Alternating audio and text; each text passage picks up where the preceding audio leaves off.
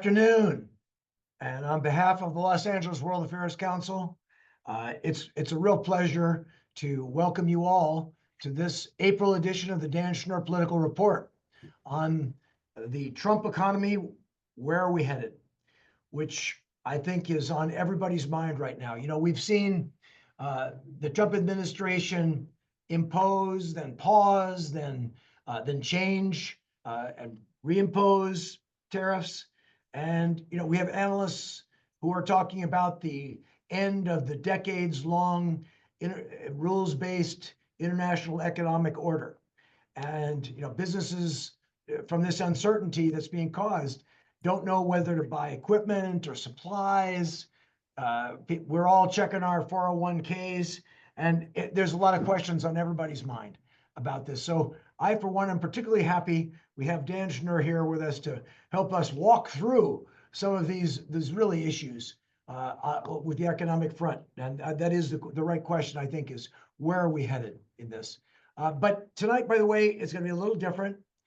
Instead of me handing it over to Madison Alt to ask the questions, Krista Seitz, who is normally behind the curtain handling the poll questions, she is out at the Coachella festival, you know, the music festival.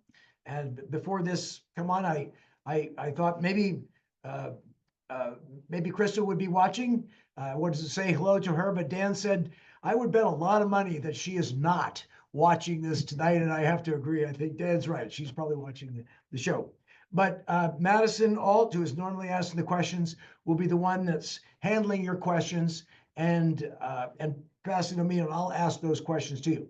And again, speaking of questions, I want you to know you are all part of this conversation. We have, if you go down to the Q&A box at any time during this session, you can write in a question. And then and Dan and I will be talking for about 30 minutes. Then we'll open up to you, and I'll be asking your questions of Dan, and we'll have that dynamic.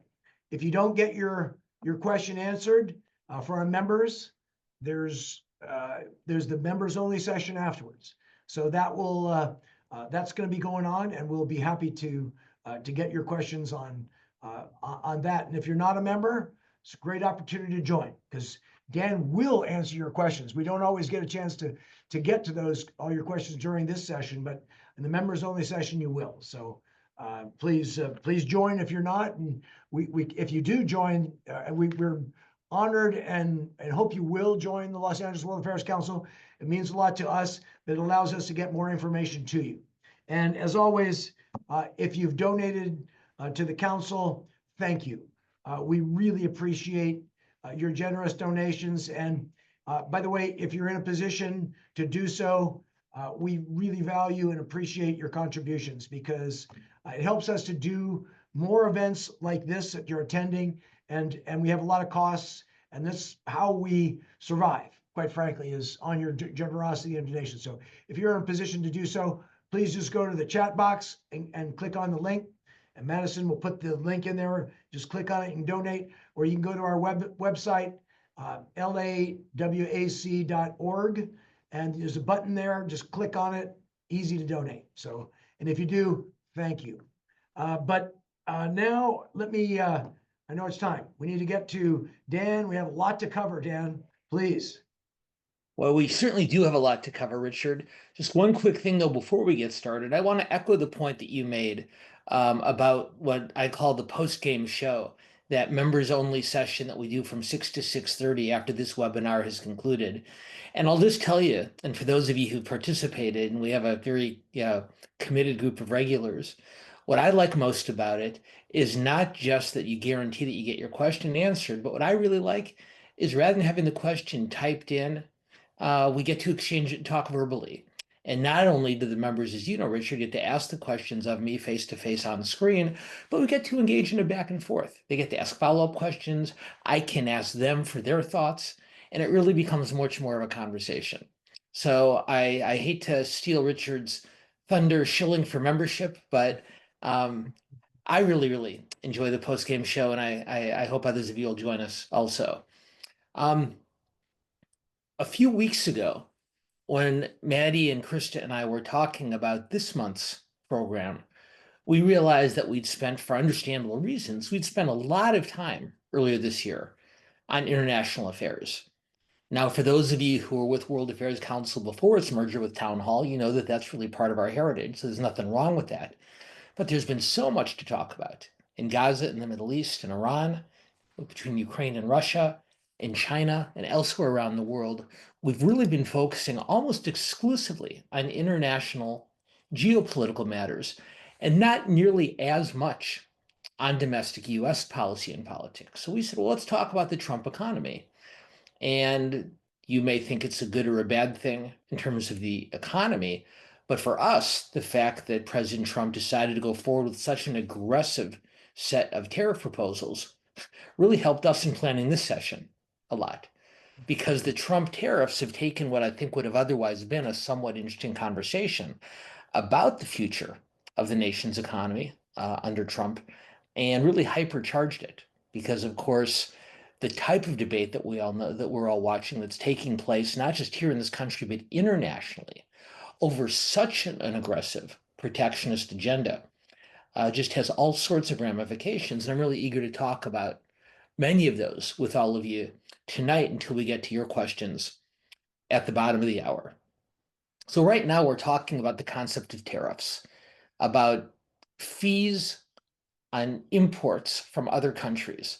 We're talking about these tariffs almost completely in the context of Donald Trump, because, of course, Trump as president has been the primary instigating force driving the current debate.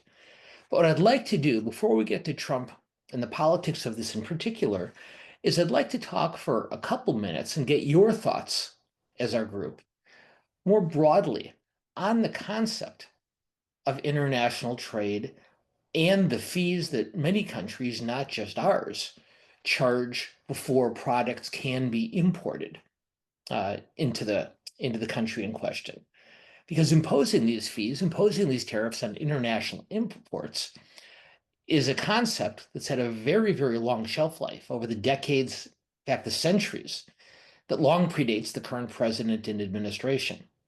So let's put Donald Trump aside for just a minute and talk about this in a broader context. Now, all of you know, for those of you who've watched this webinar regularly in the past, you know I go to great lengths not to take sides from a political basis. I don't tell you which candidates I support or those that I oppose. That's not my job. You're really smart people. You don't need to tell me what you think. My job, and I'm flattered that I still get the chance to do it with all of you, is not to try to tell you which side to take, but maybe offer some ideas on how to think about what we're watching on the national and international political landscape. But I'll admit this, when it comes to trade, I do have very strong opinions on this issue. And I'm not trying to convince anyone tonight who might disagree with me. But I have been an avowed free trader for many, many years. Expanded trade with other countries has created economic growth in this country and in the countries of our trading partners, particularly developed nations. But even while I stand as an advocate of expanded free trade, it's important for us to recognize, for both economic and political reasons, that expanded international trade in the past has created very pronounced winners and losers.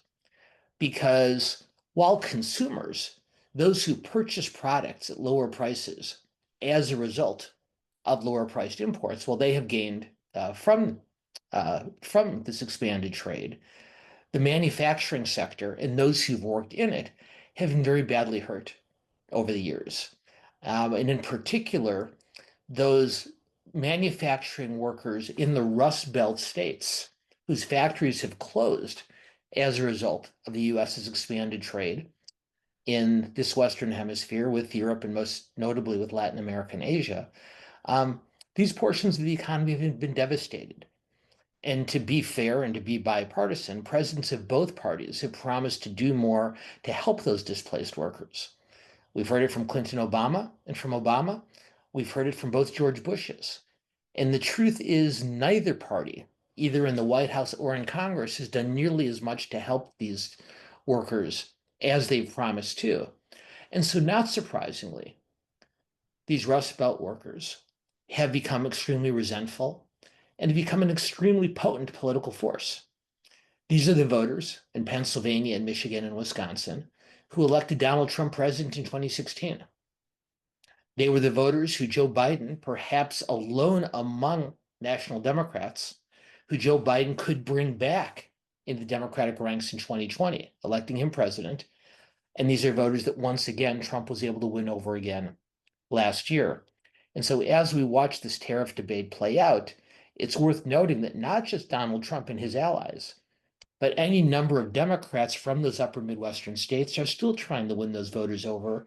And the way they talk about tariffs is very shaped by this. So, on one hand, increased trade has helped the standard of living in many other countries. It's lowered prices and created considerable corporate profits here. But it also has caused very significant job displacement. So, our first poll question I'm going to ask Maddie to put up, and what I'm going to ask all of you is, at least for the moment, let's separate the question of tariffs more broadly from Donald Trump in particular. So more broadly, whether it's Trump supporting tariffs or others, Republicans or Democrats, are tariffs a good or a bad thing? And obviously they're both, but which side weighs more heavily in your mind? Would you say that tariffs are good for the US and good for the rest of the world? Would you say that tariffs are a bad thing, both for this country and for the rest of the world? Would you say that the tariffs have been good for the United States in terms of profits, in terms of prices, and bad for other countries? Or do you think that the tariffs have been a net loss for the United States, particularly in terms of the type of job loss I was talking about a moment ago, and good for the rest of the world? So we've de-trumped this question. Let's see what kind of responses we get. Maddie, how do we do? Oh, very interesting. 74%, roughly 3/4 of our group, says the tariffs are bad all the way around. Bad for the US, bad for the world. And that free trade, looks like I may have put my thumb on the scale, but knowing our group, I probably didn't need to because we have a pretty smart, very well-read group. 3/4 of our group believes that higher tariffs are not a good thing, either for the US or the countries with whom we trade. 16% say they're a good thing, both for the US and the rest of the world. And interesting to me, very few of you split the difference. Only 2% say that they're good for the US and bad for the rest of the world. And only 8%, and that's, I think, much lower than we'd see in nationwide polling. 8% say that tariffs are bad for the US and good for the rest of the world. That is a much broader sentiment among the national electorate and has been the animating force behind Trump's argument and the argument of others in both parties who've supported tariffs in the past. So very interesting results, don't you think, Richard? No, I do, Dan, because it's you've given us a lot of sort of the politics behind tariffs, but there's a lot of views on tariffs. Interestingly, that our audience has that 3/4 view. But there are a lot of views on tariffs. Trump has talked about the fact that tariffs are the most beautiful word in the dictionary, and yet there's a lot of economists that talk about the negative consequences of this. Could you talk a little bit about the positive and negative aspects of tariffs, and just a little more technical? Sure. We talked a little bit, of course, about the economic positive and negatives. On one hand, at least in this country, the lower prices and the increased profits. The downside is the job loss in particular sectors and in particular regions of the country. And one thing that both Biden and Trump have talked about very aggressively is finding ways to bring manufacturing back to this country. Now, that becomes a much more complicated conversation because, as you know, Richard, and as most of our group knows, that while trade is part of what has hollowed out the manufacturing capacity in the US, a lot more of that has been done by automation, and that's not being reversed. So even increased tariffs, while it will help US manufacturing, and obviously have the downsides that we've talked about, it's probably not going to have quite the impact that a lot of the tariffs proponents believe, simply because technology has moved on. What we can talk about, though, for a minute before we go on, is having talked about the policy winners and losers, is let's talk about the political winners and losers, because this scrambles partisan lines in a really interesting way. On one hand, Trump's base, his MAGA supporters, his grassroots populist backers, they love this. This is a very protectionist, almost nationalist type of sentiment. But a lot of other traditional members of the GOP alliance are very upset. The mainstream business community, agriculture, technology, the housing and construction sectors, the banking sector.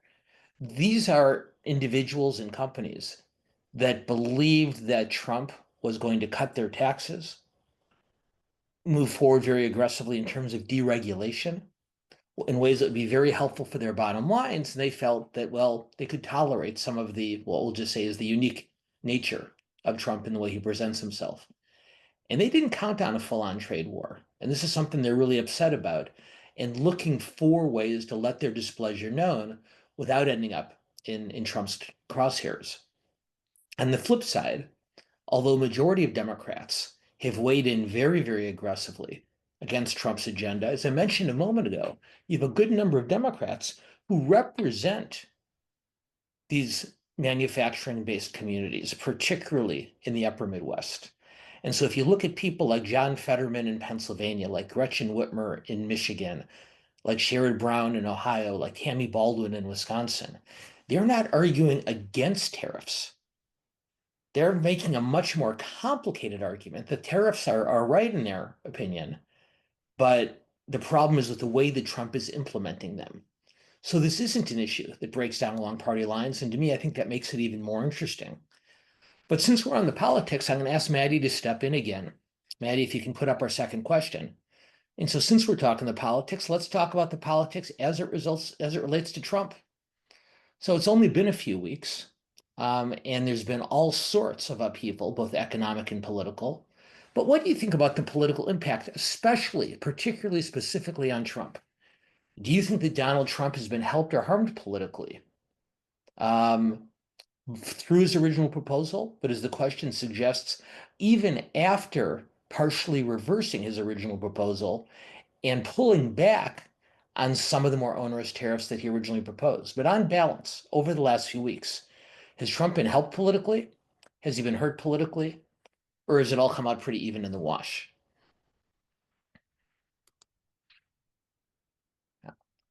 Interesting. I would not have predicted that answer. I don't know about you, Richard, but 60% believe that he's been hurt politically.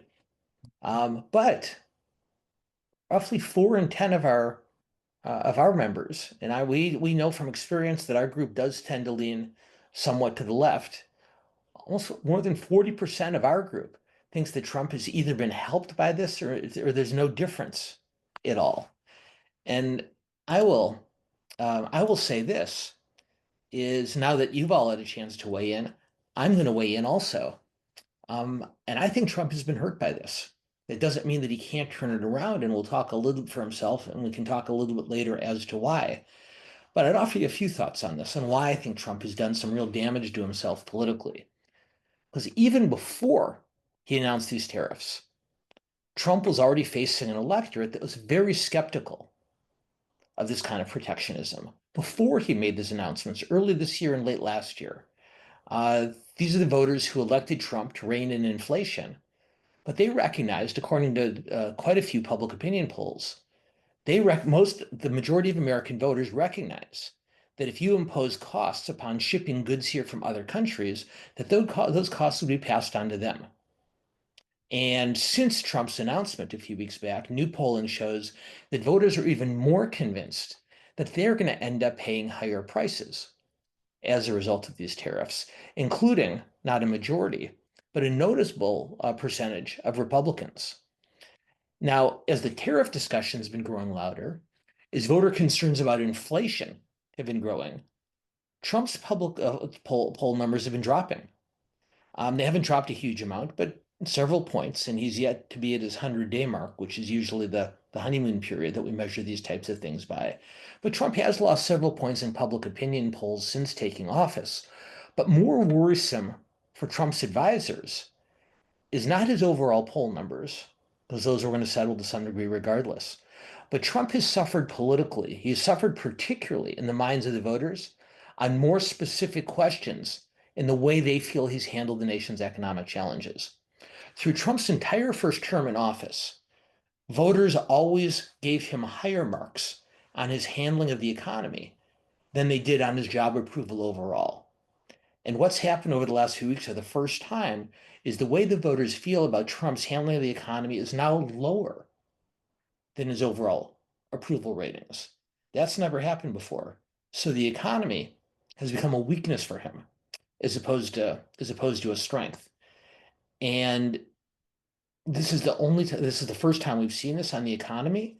And numbers are even more negative when voters are asked very specifically how they feel about the way Trump has handled inflation. And I would argue to you that with the possible exception of border policy, we'll get to that a bit later, there is no other issue more important to Trump's election over Harris last November than the issue of inflation.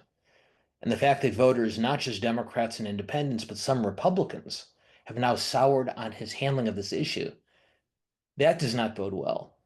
And that's making Republicans in Congress who are running for re-election next year, that's making them really, really nervous. And what I'm gonna do is I'm gonna offer you a couple statistics, and I'm not gonna take claim for these. They're not the statistics, antecedents, precedents. Senator Rand Paul from Kentucky, who is the closest thing to a pure libertarian in the Senate Republican caucus. He's an avowed free trader because he doesn't believe government should play as aggressive a role in society as it does. And he just, he cannot stand government intervention in almost any aspects of his life. What Senator Paul's been doing is he's been circulating historical information to his colleagues, talking about the two largest previous US experiments with protectionism in the past.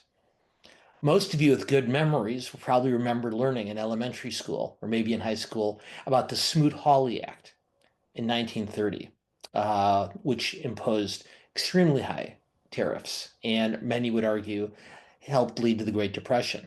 But you go back even further, you hear Trump a lot talking about William McKinley. Well, when McKinley was in Congress at the end of the 19th century, his party imposed even greater tariffs than the Republicans did with Smoot-Hawley in 1930. And let me tell you, giving credit to Senator Paul for putting this information together, let me tell you about the political fallout that came from those two earlier experiments with heightened tariff. Number one, after the McKinley tariffs were enacted in 1890, and I know what you're thinking, Maddie, but that was before my time. I was not talking about this stuff back in 1890. When the McKinley tariff was enacted in 1890, Republicans lost 93 seats in the House that November. 93 seats.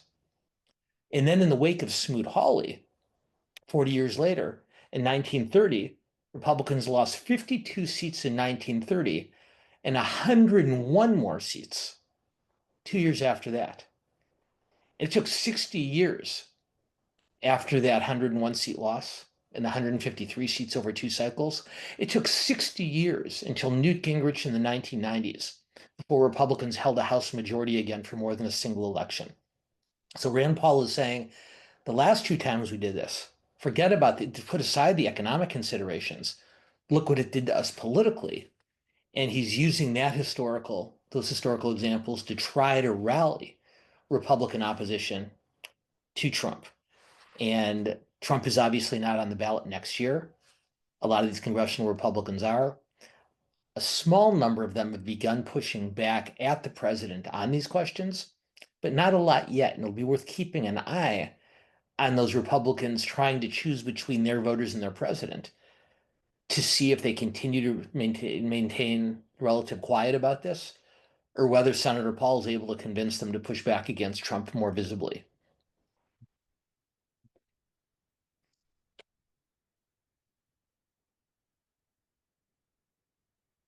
Dan, you've been talking about now how much impact this tariff policy has had on President Trump personally. I mean, his approval rating and so forth. We've seen it reflected in the poll results. We're seeing the papers. You've just mentioned it, and you just have to ask, why is he doing this? And there's up and all along throughout this, there have been various commentators from the administration and commentators on the conservative news that have tried to offer various explanations. And I wonder, could you talk about what you think the primary purpose is? Some of those explanations were given one of them was he wants to bring back manufacturing capability to the United States.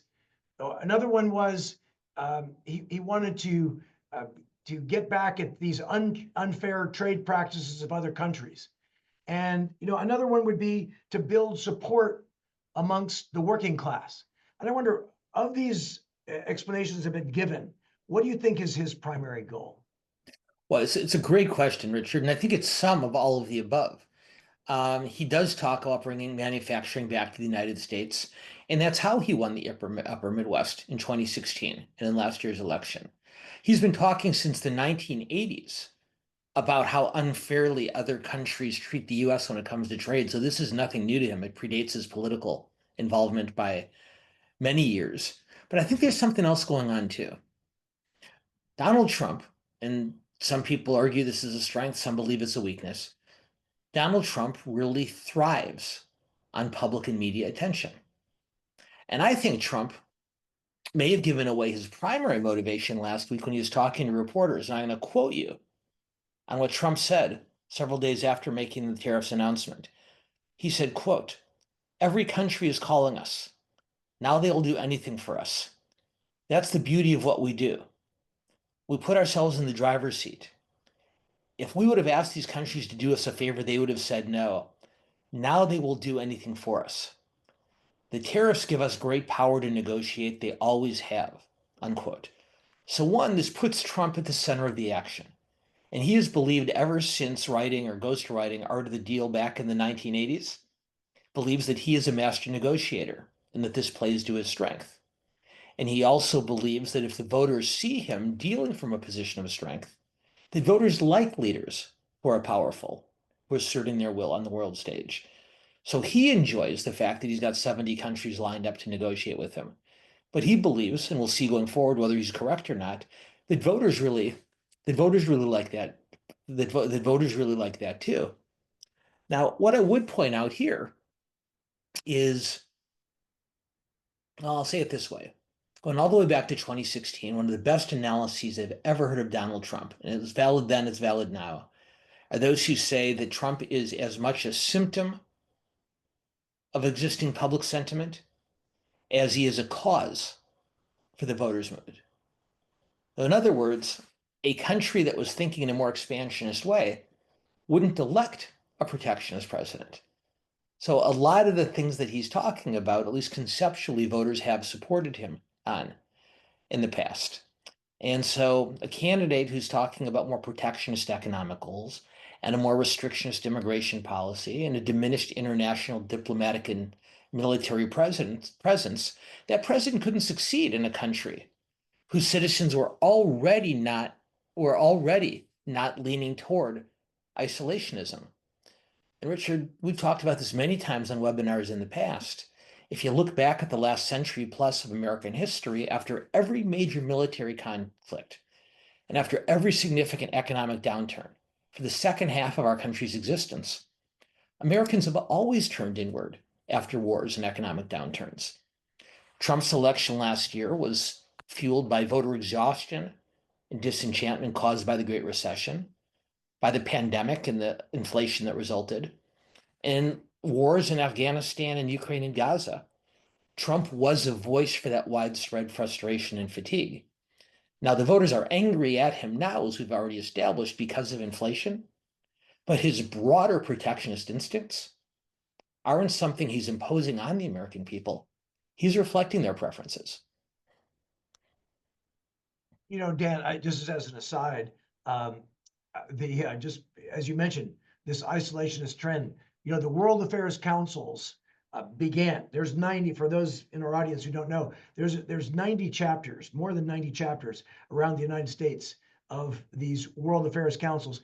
And they were started after World War I to address and stay away from that, or try to get back from that isolationist trend, to say that no, our country needs to be more internationalist and reaching out across the way. But but back to the tariffs. I mean, you mentioned that Trump is really excited about this, the attention that he gets from this. But do you think, is that more important than bringing back manufacturing to the United States, the unfair trade practice against the United States, or this effort to or to build support amongst his base, the working class.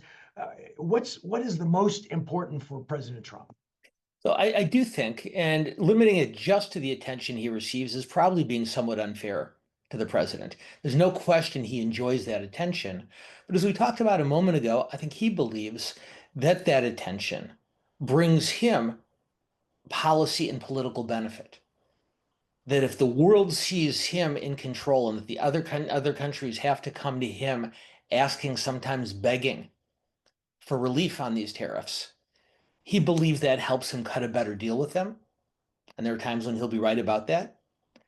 It also makes him believe, as I said earlier, that voters will respect him more if they see their president in that more powerful position as it relates to leaders of the rest of the world. So no question, he wants to bring back these manufacturing jobs. It was part of his campaign platform. Even more so, as we've talked about, the fundamental unfairness is something he's been talking about for 40 years now. But I do think he really does at his core believe that this helps his negotiating position with other countries and therefore enhances his political standing with voters. And so he recognizes that his poll numbers have taken a hit, but I think he believes as we start seeing deals being cut between the US and other countries, that his numbers are going to come back. And incidentally, that he believes the stock market will come back then also. What I'd like to do, just because I know we're already at the bottom of the hour, and as I think you can all tell everyone, I've thought a lot about this issue and I have probably too much to say about it. Maddie, I'm going to ask you, if you can, to put up poll question number 4 as opposed to number 3. Let's skip to the Democrats. And what we're going to do now is talk about the opposition. And I'll ask our group now, how should the Democrats be responding to this? We talked earlier about how most Democrats are opposing Trump and the tariffs across the board. But the Democrats, particularly in the upper Midwest and other Dems representing manufacturing-based communities, have been more nuanced about it, saying they support the tariffs, but not the way Trump is doing it. But more broadly, if you're the Democratic Party, do you oppose these tariffs? Do you support them? Or do you split the difference, the way Fetterman and Whitmer and the others are, supporting the tariffs, but not the Trump approach to it? See how we did on this one.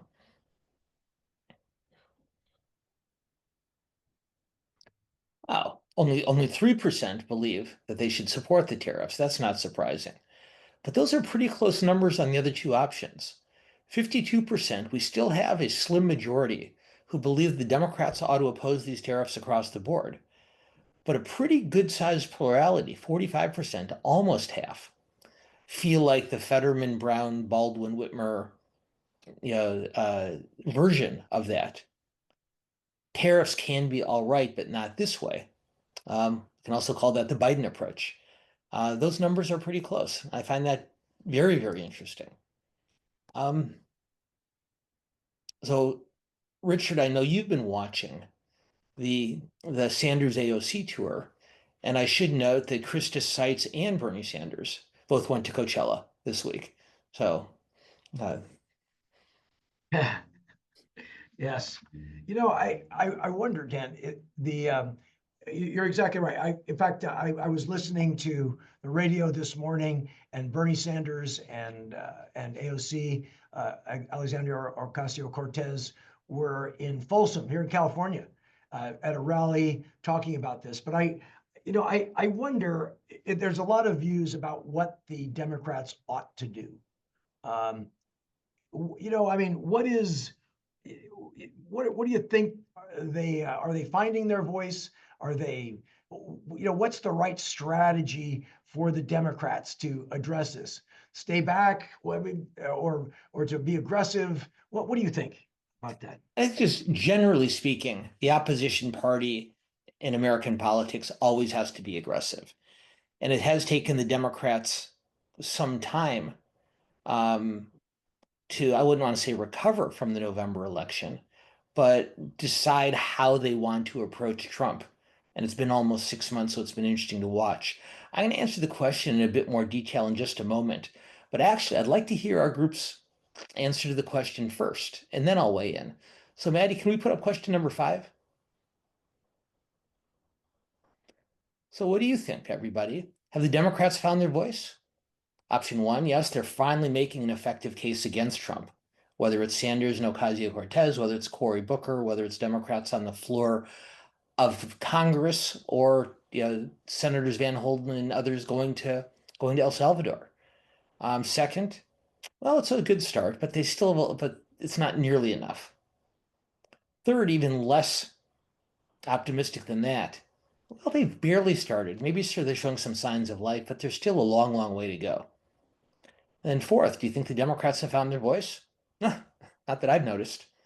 So let's see what our group has to say about that. Very interesting. I will point out to you, a grand 0%, not a single member of our group believes that the Democrats are making an effective case against Trump. 19% say it's a good start, but not nearly enough. 81%, more than 8 out of 10 of our group, says either it's barely started, or almost a quarter who say not that I've noticed. That is one skeptical group of World Affairs Council attendees. My own feeling is I think I'd give the answer somewhere between 2 and 3. They still have a long way to go either way. How much? Well, I know we'll talk about that in the months ahead. But I'll offer you a couple thoughts before we open up to all of your questions, which is, I think all of you know, is my favorite part of the program. Is why the Democrats have struggled with this more than out parties do. Look, every 4 years a party loses the election. Every 4 years they have to figure out how to move forward. But what this group seems to have concluded, and I would agree with them, that the Democrats have struggled with that more this year than either they or defeated Republicans have in the past. And even after Democrats lost 3 straight elections in the 1980s and early 90s to Ronald Reagan and George Bush Sr., even after the Republicans lost 2 consecutive elections, both to Clinton and to Obama, I don't think we saw this kind of struggle from the opposition. I feel like there's a couple things going on there. One, Trump, unlike in 2016, where his election, you could argue, was a quirk of the Electoral College because he lost the popular vote to Hillary Clinton. That wasn't the case in 2024. Donald Trump received more votes than Kamala Harris did. And I think Democrats, while not as surprised by the outcome, were particularly struck by losing that popular vote. And it caused some real fundamental questioning among the party's leaders. It's also worth noting that both before the election and after, but especially in the year or so before, the Democratic Party had been badly split. The split between progressives and centrists over the war in Gaza is the most pronounced. But on any number of other issues, on climate change, on racial justice, the party really was at odds with itself. And so I think that those Democrats who normally would have been most motivated to speak out strongly against Trump after his inauguration, well, a lot of them had been speaking out strongly against Biden and Harris for some time before the election. And so it took a little bit of time for Democrats to be reminded that their primary opponent was a Republican president, not their own party. And we're seeing signs of this right now, ongoing internal struggles, and hopefully we can talk about this in the question and answer period. I'd urge all of you to keep an eye, not just on the broader debate over immigration and border policy, not just over the specific topic of deportations to El Salvador, but even more specifically than that, the debate within the Democratic Party about how to address those deportation issues. Yeah. Because on one hand, a lot of party leaders believe, as Sanders does, that arguing against Trump on the economy is a much stronger political foundation from which to be arguing, and that immigration and border policy is at this point now the only issue on which the voters prefer Trump to the Democrats. On the other hand, you've got a lot of Democrats who believe that for human rights reasons, for public policy reasons, and for constitutional reasons, they're very motivated to fight Trump on Garcia's fate. In that internal debate within the Democratic Party about how they engage Trump on these migration-related issues, I think will tell us a lot about how the Democratic Party will go into the midterm elections next year. So Richard, we were at 5:40. I went 10 minutes long, which is pretty bad even for me. Maddie, It's would you probably, rescue our Maddie, would you rescue our poor group? And let's I'll do my best to answer questions more briefly so we can get to as many of them as possible. Hopefully we can get half an hour's questions into 20 minutes. yeah, well, Dan, I think it's indicative of the level of interest in this topic, but there's some great questions here. Let me get to the first one. Jerome Powell, the Fed chair, Federal Reserve chair, talked this morning, and these about the negative aspects of this of what the Trump administration has been doing in terms of tariffs. And but he did not lower the interest rate, which is what President Trump wanted him to do, and said he couldn't wait till Powell is gone. And the question is, will Trump fire Jerome Powell, the chair of the Federal Reserve? What do you think? Well, let's track the events relating to Trump and the Fed over the last 12 hours pretty quickly. Powell lets it be known that he believes inflation is going to go up and he doesn't think that the Fed should intercede. Trump erupts. Number two, Trump erupts. He's furious. So basically, the sooner that Powell is gone, the better. Third, the markets start to drop precipitously because what we've seen in the past when it looks like a president might interfere with the Fed, because the president is supposed to keep at arm's length from the Federal Reserve Board decisions. When a president does look like they're going to engage more directly with the Fed commissioners, the market gets very nervous and started dropping very quickly. Then what happened is Scott Bessent, the former Wall Street leader who's now Secretary of Treasury, apparently made a beeline for the White House and went over there to try to convince Trump, you can't threaten Jerome Powell, you can't threaten the Fed. The market just won't stand for it. So Trump partially, maybe a little bit, backed off, let it be known how unhappy he was with Powell, but stopped short of suggesting that he would fire him. And my own feeling is that Trump's goal here is not to fire Powell because then Trump really does own the economy. I think Trump wants to make Powell the scapegoat. So he'll criticize him, he'll disparage him, but he's probably not going to fire him. Now, that said, I've made many, many predictions about Donald Trump in the past. Maybe a couple of them have been right. Yeah. But at least right now, I think the criticism is more about blame laying than it is about setting the ground for Powell's firing. Wow. That's very insightful, Dan. Thank you. Earlier on, we talked about one of the rationale for the Trump administration's imposition of these tariffs was to bring manufacturing back to the United States. Well, there's a question here that says, will companies bother to build new manufacturing plants that may take years to bring production and therefore jobs back to the U.S.? And the other corollary to that he's saying is, it may be increasingly difficult to find workers because of the immigration policies that we have stopping them, to find workers who are willing to take on menial tasks. What do you think? Well, two really, really smart questions. Yeah. Question number one is, do manufacturers, and for that matter, other investors, make decisions in such a volatile climate? And I think that's the real challenge here, is that even for those who can make a persuasive case, and there is a persuasive case to be made on behalf of tariffs, even many of them argue that because Trump's conduct on this is so unpredictable, that unpredictability unnerves investors. And as the questioner suggested, is someone going to invest long-term in building a manufacturing enterprise if they're not certain about where the country's policy priorities are going to end up, and whether and how the tariffs are going to be resolved? So right now, I would argue that even more than the tariffs, the unpredictability is unsettling investment.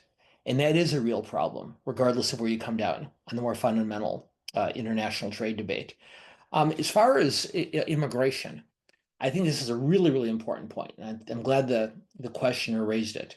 Because at the same time, of course, that the administration is talking about much more onerous tariffs, they're also working very hard to crack down with considerable success on undocumented migration. And what we know is that certain economic sectors are most impacted by the loss of those migrant workers, most notably farm workers, most notably construction workers. And we have an electorate that's already very concerned about prices and about inflation. Having fewer farm workers and fewer construction workers is an almost perfect recipe for increased grocery prices and increased housing prices. And so the two policy goals together do create a very significant economic challenge along the lines of what the questioner asked about. So two really good questions. They are really very good questions. Dan, here's another one. But it shows the sophistication of our audience here. It says, Trump has continued to insist all along that the exporters, I mean, the people, the Canadians shipping lumber or aluminum or wherever from some of these products to the United States would pay the tariffs rather than the company that the construction company that's buying the lumber from Canada and would have to pass that on to its customers. And saying, well, why is it that Trump thinks that the exporters, rather than these importers in our country, are going to pay the tariff duties on these goods that are coming in from other countries? Well, it's not quite that clear-cut an answer. I agree with you, Richard, and I agree with the questioner, is there's ample historical evidence to point to the fact that many importers simply pass on those cost increases to customers. But we've also seen evidence, and we're seeing evidence over the last couple of weeks that larger scale importers are trying to protect their customers in order to protect their customer base. So we're already seeing some evidence, for example, that some tech importers are looking to avoid price increases so they don't lose their customers. My own feeling, like yours, is that ultimately most of those costs do get passed on to the consumer. Trump does believe otherwise, and I think he believes that just as he has strong-armed the nation's larger law firms and some of the nation's larger universities, he believes that he can convince some of the nation's largest companies not to raise their prices. And we'll see if he's successful. But history suggests otherwise. But Trump has demonstrated an ability to convince people to do things that they don't want to. And I think, again, the nation's leading business concerns obviously want to make a profit, but they also don't want to end up as a Trump target. So whether he's successful or not, I think this is the best explanation for what drives his thinking on this. Thanks, Dan. I'm going to jump to another question here that's kind of related to the immigration issue you just talked about, because I did think it was kind of funny the other day when, as you mentioned, that Trump fashions himself as a very good deal maker, the best of the world. And he was sitting next to President Bukele from El Salvador in the Oval Office. And both of them said, oh, there's no way we could possibly bring back Kilmar Abrego Garcia, who was by mistake shipped to that Secot prison, the very difficult prison in El Salvador for gang members. And both of them said, despite the fact that Trump is a deal maker, said, no way we can bring him back. There's just can't make a deal. But this question is, the current information from the Trump administration indicates they will not comply with the ruling that, it's a little more complicated than this, as you know, but that Kilmar Abrego Garcia was wrongfully deported and should be brought to the U.S., back to the U.S. from El Salvador. Do you think we are on the brink of a constitutional crisis? I don't know the answer to that. What's notable to me is that even while the Trump administration is working overtime to find excuses, to find loopholes, to avoid doing what the courts clearly want them to do, it's instructive that Trump is still saying that he will respect the decisions of the court. So his people are not saying, we don't care what the court thinks. Let's just ignore them. A couple of them are, but for the most part, that's not the official word from the administration. Most of them are looking for loopholes. They're looking for some way around the direction they're being given. And like I said, Trump himself has made it very clear, almost categorically, on a number of occasions, that he might not like a court decision, but he'll abide by it. And I believe that it's because Trump understands how overwhelmingly public opinion opposes a president disregarding the orders of the court. So push has almost come to shove, but it hasn't yet. We saw earlier today that the Supreme Court has agreed to hear next month, in fact, the question of whether Trump can change the 14th Amendment, which states that anyone born in this country automatically has citizenship. And the court is going to hear that. If they rule against him, which I think looks likely, to me that makes it more likely that they rule against him on at least some of these other migration-related matters. The administration is believing, I will say, this is not taking a partisan position, but just as someone who believes in the rule of law, the administration is behaving in a contemptible way as it relates to the court orders that they've been trying to circumvent, as it relates to particularly to the Garcia controversy, but also other migration-related issues. But the fact is that they are asserting that the orders aren't clear, that there's loopholes, and that Trump is saying what he's saying, suggests to me that they want to avoid an absolute confrontation. Are we closer to a constitutional crisis than we were a month ago when somebody asked me that question on our last webinar? Yes, we're much closer to it. But I still don't think we're there yet.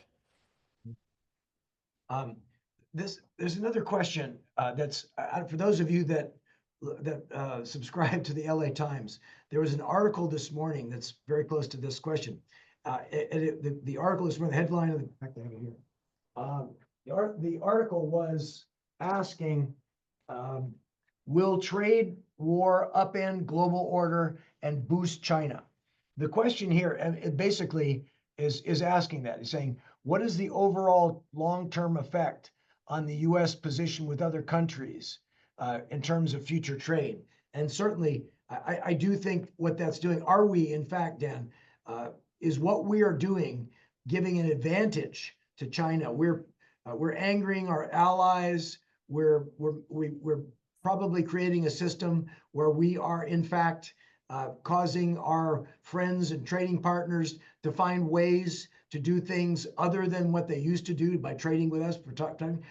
How would you respond to that? Okay. So we don't know yet. Even a week or 10 days ago, it looked like even if China was going to suffer economically as a result of this trade war as much or more than the US, and it's worth noting that even before this trade war started, China's economy is in a pretty precarious spot. They have a complete collapse of their housing market. They have a huge increase in unemployment. That they're really struggling in all sorts of ways economically.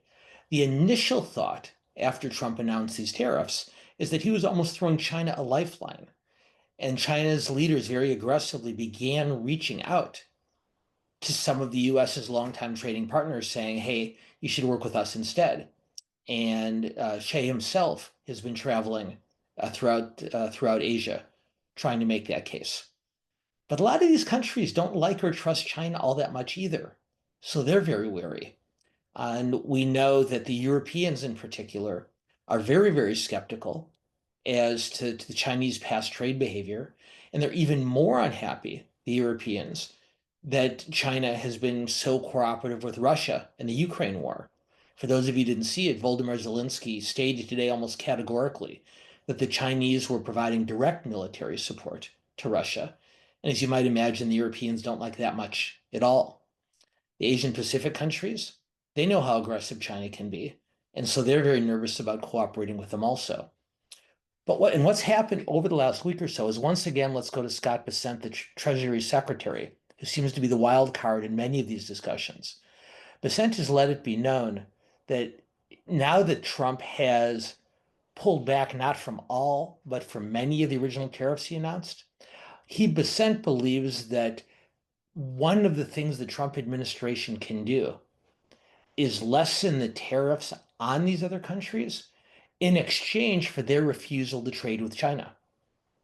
So in other words, if you're a European or Latin American or a Asian Pacific country that is now really concerned about the amount of tariffs the US is going to charge you, Besant says, well, we know this is a lot, but we'll be happy to reduce it on you. We'll make your tariff burden less onerous. Just don't trade with China. So whether this was Trump's original intent or this is just Besant in his Wall Street experience looking for a way to make the best of a challenging situation, an emerging US strategy seems to be to use the tariffs not just as leverage in their own right, but as a way of isolating China. And there's no way to predict right now whether it'll work, but it's a much more coherent strategy. And it's a strategy with a much greater amount of success than we'd seen in the first few weeks after the tariffs were originally announced. Oh, thanks, Dan. This one's kind of interesting. I don't know if some of you may have seen Steve Bannon was interviewed last Friday on the Bill Maher show, and he predicted that Trump would be in office, 4 years hence as the next president. And this question is asking, Trump has said he's exploring the legality of a third term. You think this is something that he will legitimately pursue? And if so, is it possible? Well, Trump has a history of bringing up outrageous ideas, dismissing them as a joke, and then using the fact that he's raised them, even in an ostensibly lighthearted way. It sort of normalizes the concept in conversation. We've seen this before, and it appears that's what he may be doing here. Oh, I'm just kidding around. I'm just having fun. Then people become accustomed to the conversation, and all of a sudden it becomes more serious. I think Trump honestly believes that he was cheated out of a second term in 2020, and that somehow he's decided that because he didn't get that second term after his original term in office, that he's entitled to a second term now. So I suspect that he will begin to explore those possibilities very aggressively. I think at that point, you'll see a sufficient pushback from a lot of Republicans who've tried to stay out of his crosshairs up until now. At that point, I think it becomes a much greater challenge. I think Trump would very much like it. I don't think he can pull it off. Thanks, Ed. We probably have time for at least one more question. And this one, it addresses, we've been whipsawed back and forth with, as you mentioned earlier, the tariffs are on, then they're paused, and they're pulled off, and they're put back. This question says, do you believe Trump has lost credibility on the world stage with his whiplash tariff policies, like suddenly implementing a 90-day pause?